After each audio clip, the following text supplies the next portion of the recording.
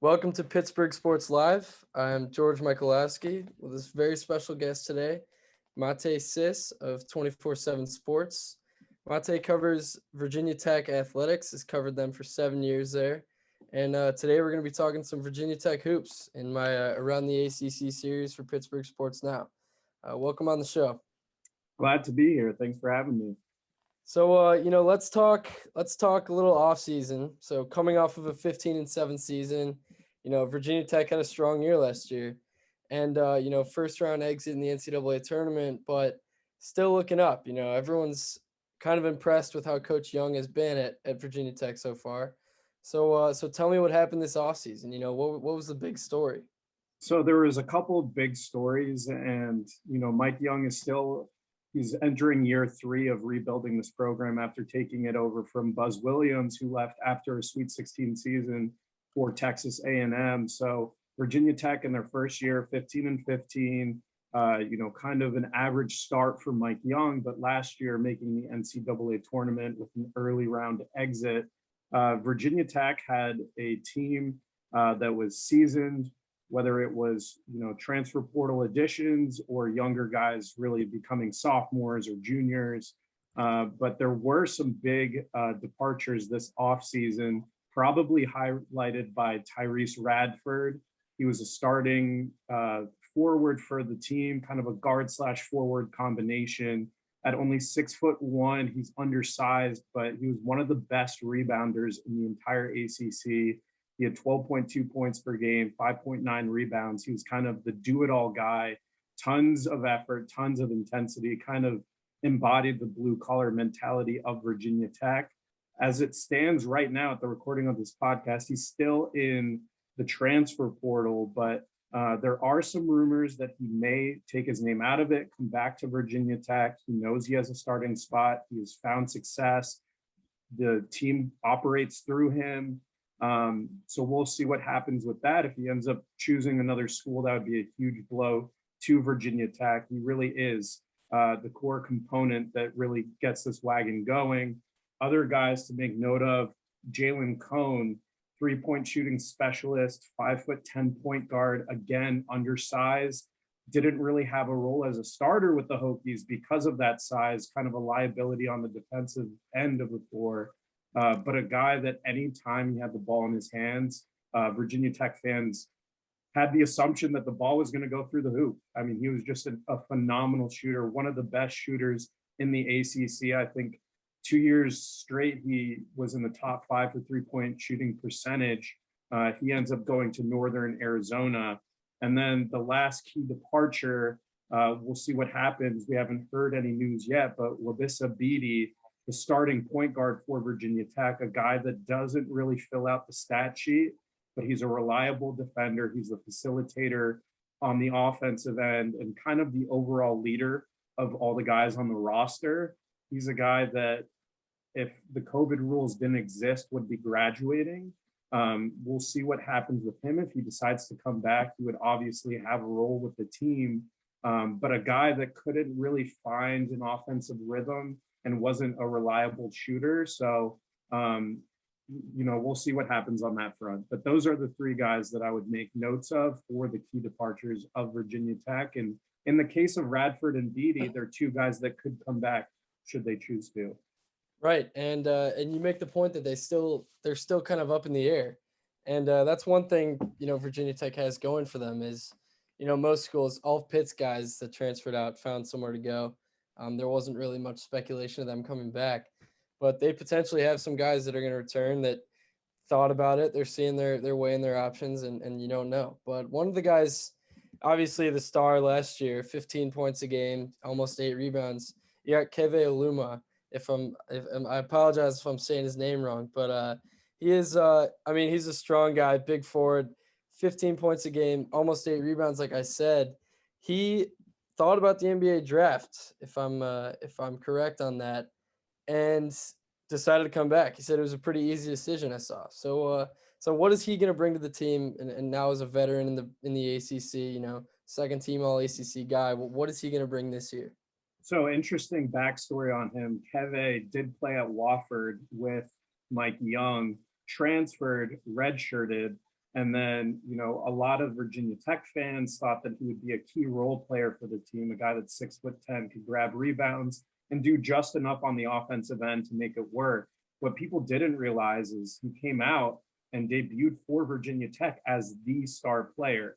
We talk about Tyrese Radford being, that guy that the offense kind of goes around, but as Keve Aluma as well as them as 1A, 1B type guys for Virginia Tech getting things done. And, he was very consistent on the offensive end. He added a 3-point shot to his game, which he never showed before at his time at Wofford. And this is a guy that was a junior and redshirted, and all of a sudden develops a 3-point shot, is able to stretch the floor, is athletic enough to beat guys one-on-one, take them to the paint, and then defensively, just as impressive. So he's a guy that is able to really stretch the floor, isn't really a true center, but at 6'10" can kind of do it all on the offensive end, and is reliable enough on the defensive backbone to, guard other ACC caliber players. I think that was the big question when you're looking at the Southern Conference. You're able to put up those stats, but Keve Aluma got even better when he came to the ACC. So I think the sky is the limit with him. And, with Radford potentially gone, Keve Aluma is now that main source for Virginia Tech, both offensively and defensively. And another Wofford connection coming in this year, Storm Murphy. I think a lot of people have heard that name before. 6-foot guard. I think he's from Wisconsin.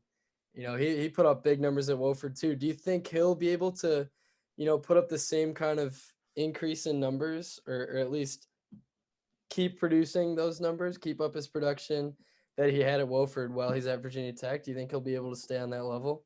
I think it's interesting because, with Keve Aluma, I thought there's no way that this guy would keep up the performances. Keve played against North Carolina, I think 3 years ago in the NCAA tournament, and had like a double-double. And so there was optimism. A guy like Storm Murphy, I think he could put up big numbers in the Mike Young offense. I mean, it's 4 guys that are guards that are able to shoot threes. That's what Mike Young loves to have in his system. And Storm Murphy was a guy that proved it last year for Wofford, 18 points per game, 40% from three. I think when I talked about Wabisabidi, we talked about being kind of handicapped on the offensive end. Just an overall leader, a guy that ate up all the minutes and was able to distribute the ball. Storm Murphy can do all of that, plus shoot and score. So I think it's going to be a very fun combination to see the 2 Wofford transfers who have both worked with Mike Young, know what to expect in the system. The system is targeted for those guys. I think it's going to be a big year for Storm Murphy, and I think it's logical that he made the decision to transfer, to go to the next level at the ACC level, play for Mike Young, where he knows that he can get it done. And then another addition, Lynn Kidd, forward out of Clemson. I think he played a year there. Former 4-star prospect. He definitely has some talent there. So is he going to factor in? Is he going to play a role, maybe alongside Aluma or taking over for him, maybe at forward? I think the one problem Virginia Tech ran into last year, they had 2 really good forwards in Keve Aluma and Justin Mutz, who, again, ate most of those minutes. Right. However, the games that they fell behind or maybe lost a game where they probably should have won are games where they fell into foul trouble, and there weren't really guys that were ready to take on those types of minutes. There was David Nguson, who had 2.6 points per game and played in a few games, was kind of like the key reserve at center. There was Cordell Pimsel, an Iowa transfer. He already announced that he's not going to return for next year, so those minutes are up for grabs, and he was kind of the number 2 guy for Aluma or Mutz. So I think there's definitely a role for him. It depends how consistent he'll be on the defensive end. I think when you look at guys like Mutz and Aluma, they're not just one-way players. They're asked to do it on both ends and play 30-plus minutes a game. And I think Mike Young is recognizing we need to build more depth at forward and get guys that can at least spell minutes and be reliable on the defensive end, if nothing else, and have the guards do all the work on the offensive end. So I think there is a role for him, but we'll see if he'll be able to step up or if he'll be a guy like Nguson that takes more of those reserve minutes. It's interesting because we talk all this, and it seems like everyone that we've talked about is an incoming transfer at one point to Virginia Tech. Even Mutt's coming from Delaware. Last year in the game against Pitt, I remember Mutt's held Justin Champagny. I think he was at the time leading the ACC in scoring. He held him to around 10 points and just would not let him get the ball down low. Denied the post feeds. It was a clinic. So like you said, he's going to play both sides of the ball. That's kind of their strength is these veteran, Mike Young picks his guys out. He finds them in the portal. But he's also got some talented recruits come in, and since he's been here, and Sean Padula is one, I know. Do you think he'll see any minutes, or are there any other freshmen or younger underclassmen that are going to see the floor this year? Yeah, so I think Sean Padula is a very interesting name. He kind of came along late in the process, committed to Mike Young, is now working out with the team, obviously. But when you look at point guard for Virginia Tech, they really only had Wabissa Bede last year. Really, for the last, 2 or 3 years, it has been Wabissa Bede taking most of the minutes. Justin Robinson was a name in the Buzz Williams era that was kind of the do-it-all point guard. But since his departure, there hasn't been really anyone to challenge Wabissa Bede. And I think they're looking for a bit more all-around playmaking at that position. And, we talked about Storm Murphy coming in. He's going to be a guy that's looking more on the offensive end. But Sean Padula is a guy that, the coaching staff raves about. I think he's definitely someone that could carve that second point guard role, although he's just a freshman and just getting accustomed to what it is at the college level. But especially if Wabissa Bede hangs up the shoes, I think, it's Sean Padula number 2. They could move guys around. I think that's another quality of Virginia Tech, just having versatile guys.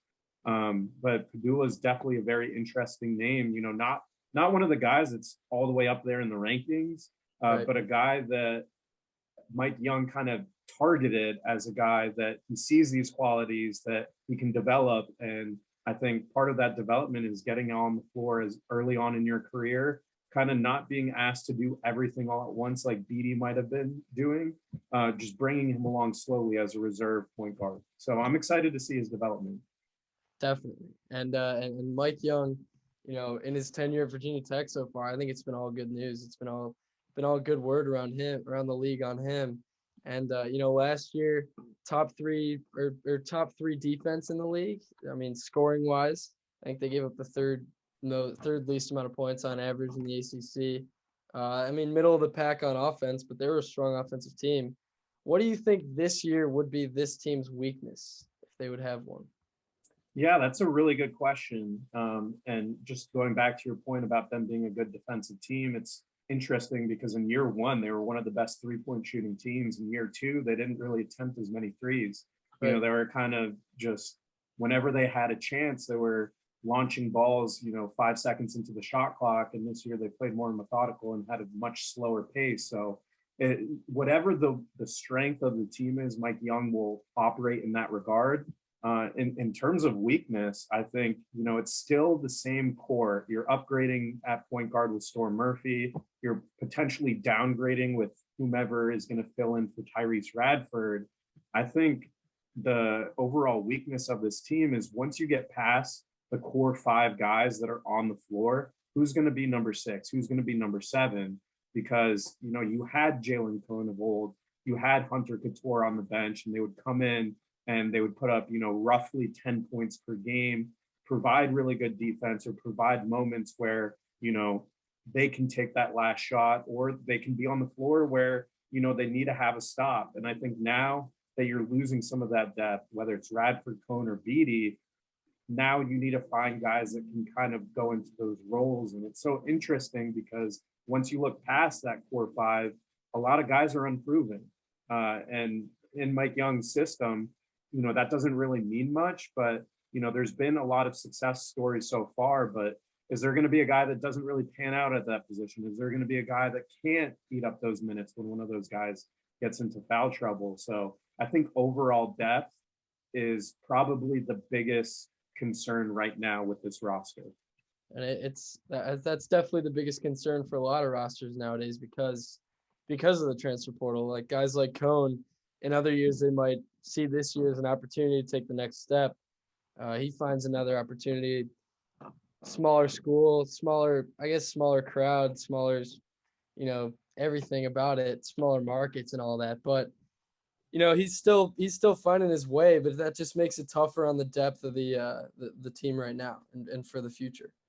So let's hear a prediction. Where do you see Virginia Tech finishing in the ACC right now in the middle of the summer when predictions don't really matter?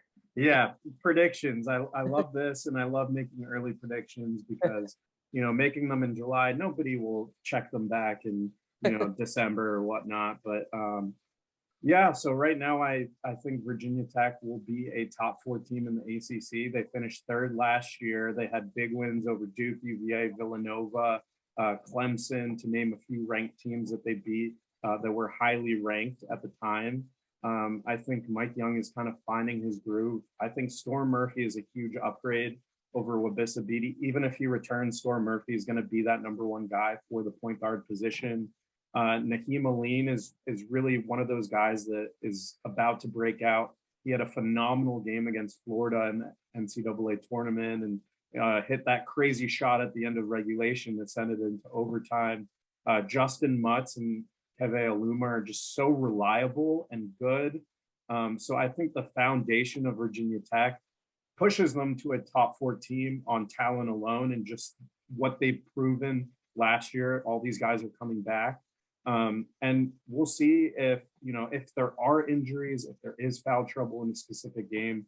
I do expect them to be a little inconsistent at certain stretches of the season, especially having a much more difficult out of conference schedule this upcoming season from what we know already. But yeah, I'm very excited about this team. I think the top 6 or 7 guys are very good, and then just finding out that 7 through 10 slot is going to be the story of the season. That's really what's going to be able to push up their ceiling. But I think it's definitely an NCAA tournament team. We'll see if they can get by the first round or get anything other than a 9 seed. But I think they'll be pushing a lot of the teams in the ACC. I still think teams like Duke and Florida State are clearly in that tier 1, and I think Virginia Tech is at the top of that tier 2 at the moment. It'll be exciting. I'm excited for it. I mean, it's going to be a great year, having fans back in the building, having these teams rebuilt, their new transfers, all these new look teams. And I'm just excited for Storm Murphy. That guy's going to be electric in the ACC. Well, Matej, thanks for coming on today. Really appreciate it. It was a great show. Great to talk about ACC hoops. And that's all we got today for Pittsburgh Sports Live. This is George Michalowski. Thank you guys for tuning in.